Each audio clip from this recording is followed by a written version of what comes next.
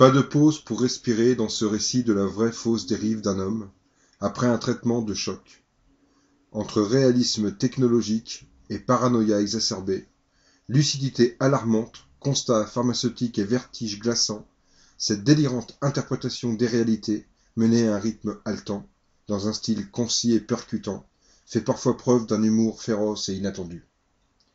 On entrevoit, non sans frémir, les conséquences insoupçonnées des chaos de l'histoire et on envisage les réalités de la réalité d'une façon définitivement différente. Alors ça, c'est la 4e de couverture du livre de Philippe Pilon. Vous dédiez d'ailleurs votre livre à toutes les victimes du féminisme. Pouvez nous en dire plus pourquoi et qui sont les victimes du féminisme? En tant qu'homme élevé par une féministe, j'ai mis très longtemps à me rendre compte de la maltraitance dont j'avais été l'objet. Et par ailleurs, il faut bien se rendre compte que le féminisme fait des ravages. Il conduit beaucoup d'hommes à l'alcoolisme, à la violence retournée contre eux-mêmes, entre autres. Donc il serait temps que les hommes se réveillent et qu'ils ne se laissent plus manipuler comme ils le sont actuellement. C'est vrai qu'il y a beaucoup de campagnes sur les femmes qui se font frapper par les hommes. On ne parle pas de ces violences, comme vous dites, On un ne peu parle plus pas des hommes subtiles. battus par les femmes, par exemple, parce que déjà ils ont honte, et puis qu'ensuite ils ne peuvent pas répondre à la violence par la violence, parce que tout de suite il y a des associations qui défendent la femme. Et vous-même, avez-vous été victime du féminisme? J'ai été victime du féminisme en tant que garçon élevé par une mère féministe, qui m'a éduqué comme une petite fille, entre autres. Entre autres. Donc après, ça a des résultats plus ou moins vivables, et il m'a fallu 50 ans pour arriver à liquider cette maltraitance. Et on est nombreux dans ce cas-là, donc bon, c'est aussi un signe amical que je fais à tous les hommes qui sont dans ce cas-là. D'ailleurs, vous avez reçu Enfin, il y a des gens qui vous ont complimenté sur le fait que ça leur a fait du bien de lire votre livre, en fait. Oui, il y a des gens qui m'ont dit, oui, ah, bah moi, figure-toi, ma mère m'élevait comme une petite fille, elle voulait absolument que je sois coiffeur, moi je voulais pas. Il m'a dit, garde ça pour toi, mais quand elle est morte, c'était un soulagement, j'avais 12 ans. Bon, ça c'est un bon exemple, par exemple, c'est assez horrible. Et dans le livre, en fait, donc tout d'abord, est-ce que c'est une fiction? Est-ce que c'est une réalité? On est un peu troublé par le style, parce qu'il y a des documents véritables qui sont en annexe du livre. Pouvez nous en dire plus aussi là-dessus? C'est étiqueté fiction, donc ça reste une fiction. Après, que ce soit de la réalité ou pas, je sais pas si c'est très important. Bon, bien sûr, je me suis servi de la réalité pour écrire cet ouvrage, puisque c'est un peu un témoignage. Mais je vous donnerai pas le pourcentage de vrai et de faux. Je trouve que c'est pas très important. Le personnage est en prise, en fait, avec le labo. Qu'est-ce que le labo, en fait? Alors, dans cette fiction, le labo représente le nouveau pouvoir mondial qui serait une prise de pouvoir pharmaceutique, notamment en Occident, en Europe. C'est d'actualité, un peu, quand même. Ça se rapproche de certaines coïncidences, oui, si on parle effectivement d'adjuvants ajoutés à des médicaments qui traitent certaines maladies. En l'occurrence, dans ce labo, dans cette fiction, on parle du fait que on fait des expériences sur les malades. Il y a des cobayes humains qui traitent leur maladie, mais qui également sont cobayes de laboratoire. Par ailleurs, on peut aussi dire qu'il y a des adjuvants dans les contraceptifs depuis 30 ans, et ceci pour expliquer le changement radical d'attitude des femmes de nos jours. Bon, c'est pas complètement fou de dire que les êtres humains peuvent servir à des expériences. On a vu même, il y a le film L'échelle de Jacob, je crois, de Dead Line, qui parle de ça, du LSD, par exemple, employé sur les soldats américains au Vietnam ou autre. Oui, oui, c'est pas nouveau, et c'est pas catastrophique. Je veux dire, c'est pas non plus, y a pas de quoi sangloter. Je veux dire, c'est la réalité contemporaine. Vous pensez qu'il y a des gens qui sont choisis, qui sont Moi, je pense pas.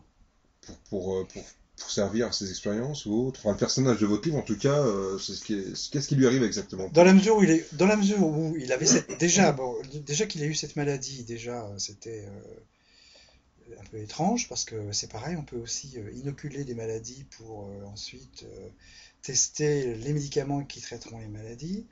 On peut imaginer que le fameux labo de l'histoire crée des maladies pour vendre des remèdes. Ça, c'est pas nouveau non plus. On est en plein dedans, je pense, avec l'affaire enfin, du vaccin H1N1, là. C'est un peu étrange ce qui se passe avec Roselyne Bachelot actuellement, qui aurait appartenu finalement à l'entité pharmaceutique qui a mis au point le vaccin. Donc, enfin, c'est un peu très étrange. Pourquoi le labo, en fait, vous les écrivez le labo avec, vous mettez une croix, vous apposez une croix sur le haut? Alors la croix dans le haut évoque le sigle d'un parti qui s'appelait Ordre Nouveau, qui était un parti d'extrême droite dans les années 70. Et dans le livre, en fait, le labo n'a rien à voir avec l'extrême droite ou... Dans Non. le livre, le labo, par ses méthodes, pourrait être assimilé au Quatrième Reich. Oui, parce qu'en fait, il y a enfin, à un moment, on parlait aussi d'ailleurs, on parlait du Troisième Reich, je crois, des nazis. C'est très étrange. Enfin, on a un moment où le personnage se retrouve dans le lit d'Hitler. Enfin, Oui, enfin, faut pas enlever les choses de leur contexte. Le personnage est très choqué par ce qu'on lui a raconté sur 39-45 et il extrapole sur sa famille et du coup sur le mobilier de sa famille. il fait un voyage à travers l'histoire, en fait. C'est un peu un voyageur du temps, non? Il voyage dans le temps, oui, de toute façon c'est reconnu maintenant scientifiquement que le temps n'est pas linéaire, donc il fait un voyage dans le temps contraint et forcé dans la mesure où son enfance a été assommée et contaminée, si je peux employer cette expression qui n'est pas tout à fait juste, par les récits horrifiés de sa mère et sa grand-mère qui ont vécu le bombardement de leur ville, par les Alliés en plus. Donc ça c'est quand même quelque chose dont on se remet pas. C'était au Havre, c'est ça, non? Le Havre, il s'agit du Havre, c'est pas cité dans le livre. C'est vrai que les rapports au bien et au mal, après, ça devient un petit peu relatif, quoi. C'est très Oui, je étrange. crois. Et en couverture du livre, en fait, vous avez mis une Escher, non? Une gravure de Escher. Oui, c'est un artiste dont j'aime beaucoup le travail, qui est pas contemporain, mais qui est quand même de la première moitié du XXe siècle, et je trouve que cette mise en abîme de la perspective, ou ces différentes perspectives conviennent tout à fait aux différentes perspectives qu'il y a dans ce récit. C'est vrai qu'on a l'impression qu'il y a, enfin, il y a pas de début, il y a pas de fin. Enfin, il y en a une, le personnage, en fait, guéri, il sort d'affaires, mais je veux dire, on a l'impression qu'il y a des portes induites. C'est-à-dire que vraiment, vous parliez du temps tout à l'heure, il se retrouve, il croise des gens du passé, il se retrouve dans le futur. C'est très étrange, non? C'est un univers très kafkaïen, un peu. C'est un labyrinthe géographique et un labyrinthe temporel, et le personnage se retrouve toujours à pointer, montrer du doigt des scènes qui correspondent à des problèmes contemporains. Entre autres le cannibalisme, les adjuvants, le féminisme. Ça traite de pas mal de sujets, hein, c'est assez Oui, vaste, ça en pointe fait. beaucoup de sujets, mais de façon assez concentrée. Je me suis pas permis de développer, j'en ai pas les compétences, mais ça peut permettre à... Ça donne des pistes, en fait. Oui, voilà, on pourrait faire une liste d'ouvrages qui développeraient tous ces sujets, ce serait intéressant. Et vous avez d'autres projets? Je termine mon second livre, qui va s'appeler Les Secondes éphémères, euh, qui comporte beaucoup moins d'horreur et qui est un peu plus autobiographique. Une résonance, en fait, entre les effets secondaires, Oui, et le c'est titre. volontaire, c'est musical, mais ça fait aussi intervenir quand même un sens et un contenu.